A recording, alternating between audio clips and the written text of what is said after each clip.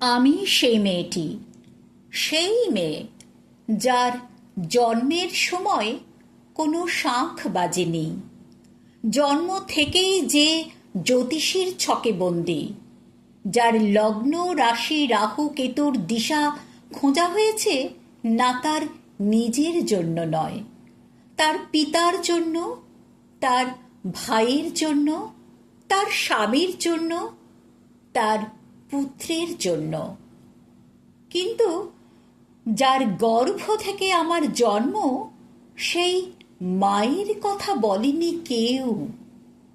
আমি সেই মেয়েটি, সেই মেয়ে যে জন্ম থেকেই বিবাহের জন্য বলি প্রদত্ত, যার বাইরের চেহারা, চোখ নাক মুখ ত্বক চুল রং নিয়েই দর কষাকষি।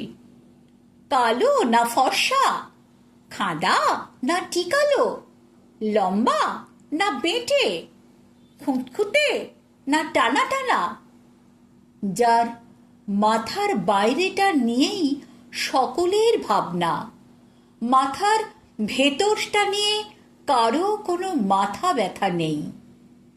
আমি সেই মেয়েটি যে ছোটবেলা থেকে শুনেছে জোরে জোরে কথা বলতে নেই, ছুটতে নেই, চেঁচাতে নেই, হাসতে নেই, এমনকি কাঁদলেও তা লুকিয়ে লুকিয়ে। আমি সেই মেয়েটি যাকে বলতে নেই খিদে পেয়েছে, ঘুম পেয়েছে, ইচ্ছে করছে না, ক্লান্ত লাগছে, আর পারছি না, আর পারছি না।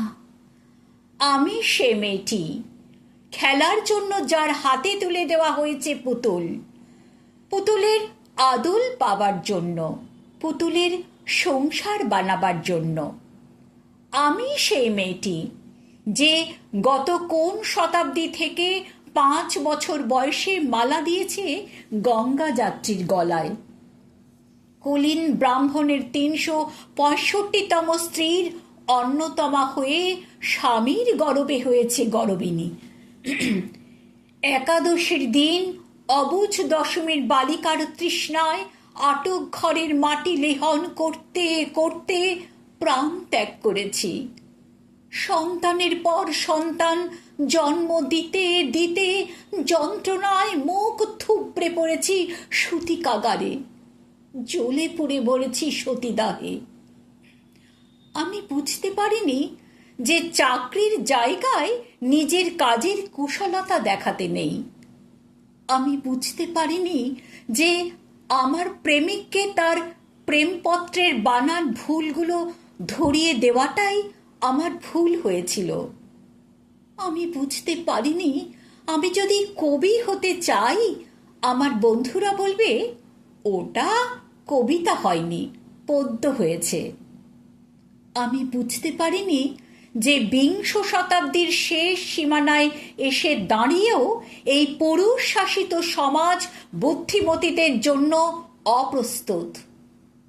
আমি সেই মেয়েটি যে দেখেছে একটি নারী কেমন করে নিছক মেয়ে ছেলে বনে যায়, চরিত্রের উল্টো দিকে হেঁটে যায় সফল স্বামীদের গিন্নিরা, শিক্ষার চেয়ে উজ্জ্বলতা পায় বেনারসি শাড়ির ফুলকি, বুদ্ধির চেয়ে দীপ্তিমান হয়ে ওঠে অন্ধকারের হীরা পান্না।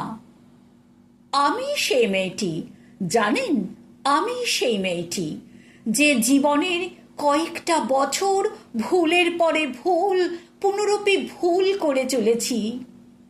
অন্ধকারের দিনে ফিরতে পারি না বলেই কি আমি অপমানের জ্বলন্ত কয়লার উপর দিকে হেঁটে যেতে চাই দুঃখের দিকে।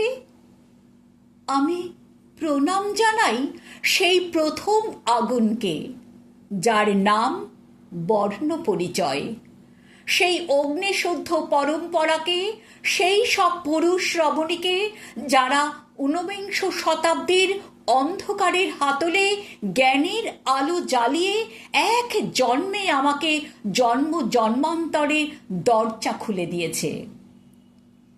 আমি আজ প্রেমের জন্য ফেলে যাচ্ছি আরাম, শোকার্জিত সাকান্যের জন্য ফেলে যাচ্ছি কৃতদাসের চর্বচস্য, জেগে থাকার জন্য ফেলে যাচ্ছি ভাত ঘুম, যন্ত্রণার জন্য ফেলে যাচ্ছি সুখ, জ্ঞানের জন্য ফেলে যাচ্ছি অন্ধতা, আনন্দের জন্য ফেলে যাচ্ছি সাফল্য, অমৃতের জন্য ঐশ্বর্য।